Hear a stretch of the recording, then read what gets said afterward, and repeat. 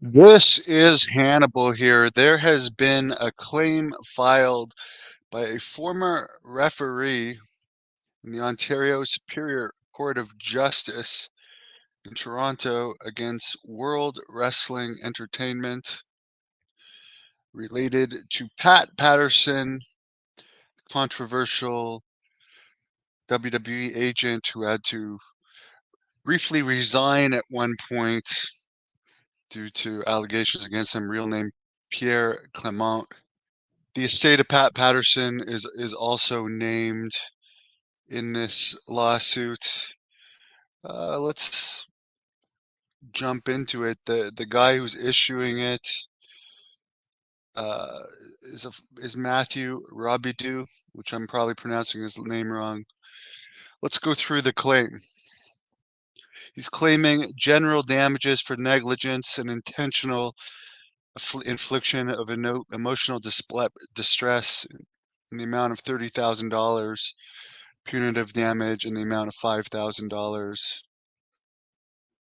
And I'll be putting this on the screen and skimming through this.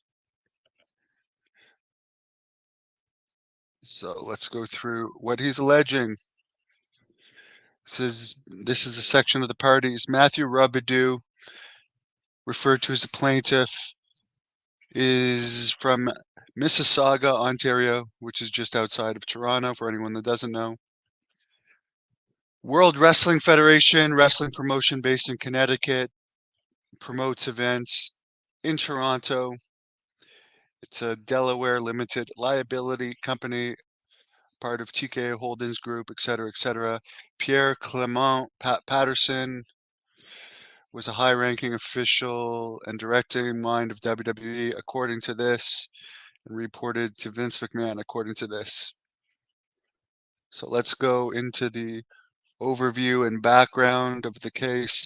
He says on Tuesday, June 1st, 2004, he attended a WWE event at the Air Canada Centre, now known as Scotiabank Arena, which was a SmackDown taping that would be televised on June 3rd, 2004.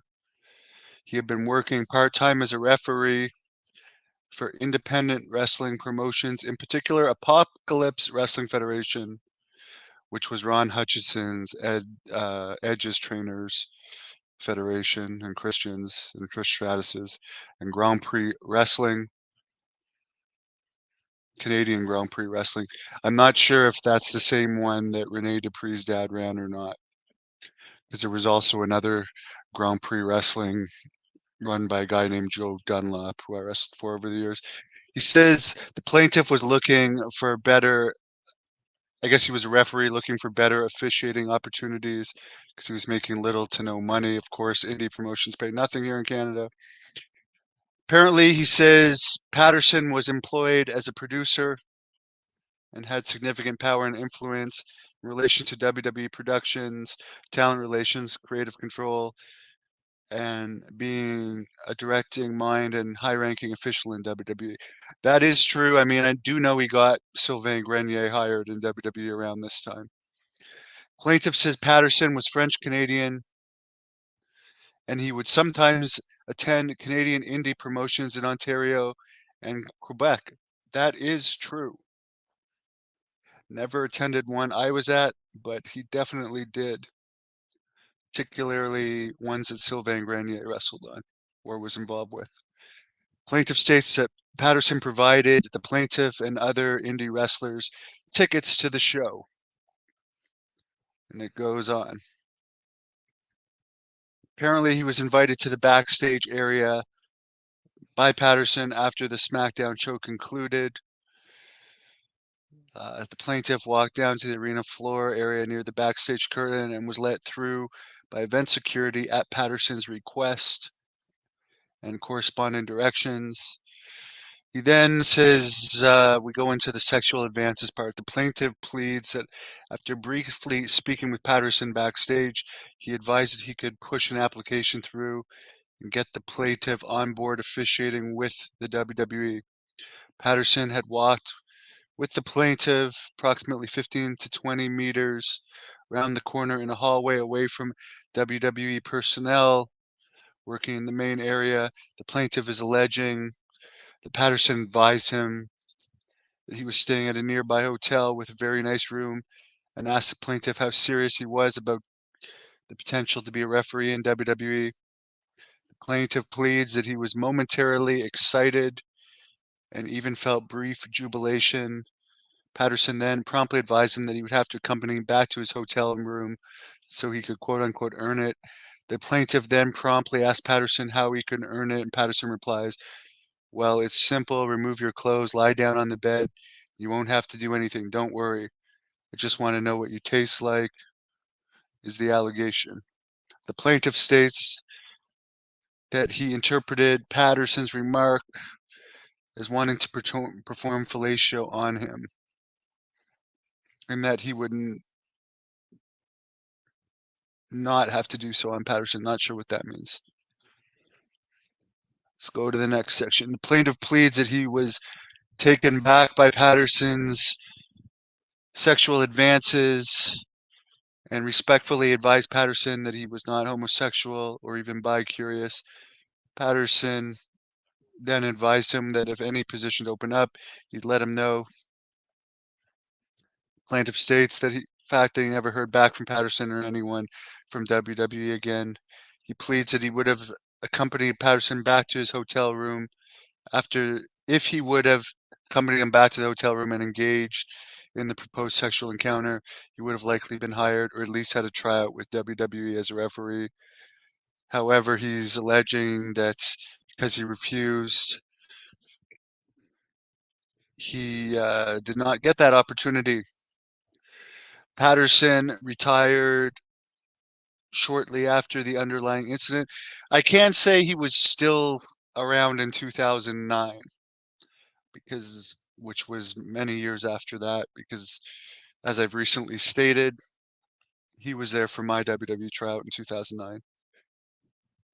So the plaintiff is accusing negligence here. He's saying that WWE had a duty of care to ensure the safety, protection, and well-being of prospective employees and independent contractors. He pleads that notwithstanding its responsibilities, he claims that WWE knew that it was a practice of Patterson to entice, force, and or coerce men into sexual acts based on the premise of higher job security and advancement within the WWE. The WWE reasonably ought to have known these facts under the circumstances because it happened to a voluminous number of individuals. And then he goes on to state some names, which I've never heard of the Rob Van Dam one. I have to say I've heard of others. There's a long list of others.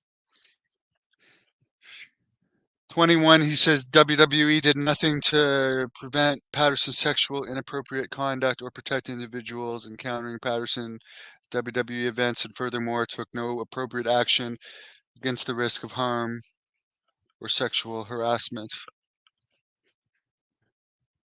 He pleads that as a direct result of WWE's negligence, he has suffered damages in the form of harmful and offensive contact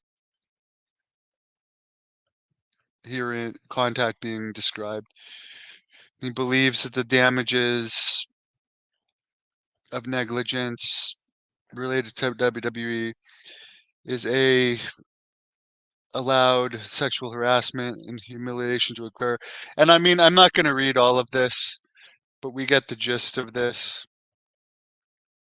He's basically accusing the WWE of negligence related to his alleged sexual harassment, which I'll put the parts up on the screen. He's requesting punitive damages.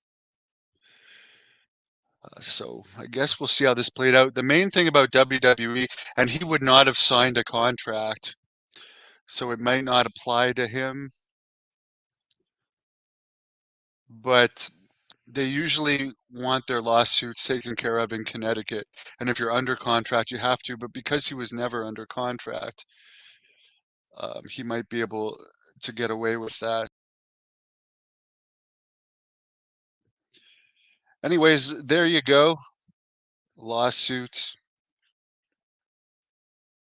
filed against Pat Patterson and WWE. I guess one of the issues with that is it occurred in 2004, which there's usually a 2-year statute of limitations.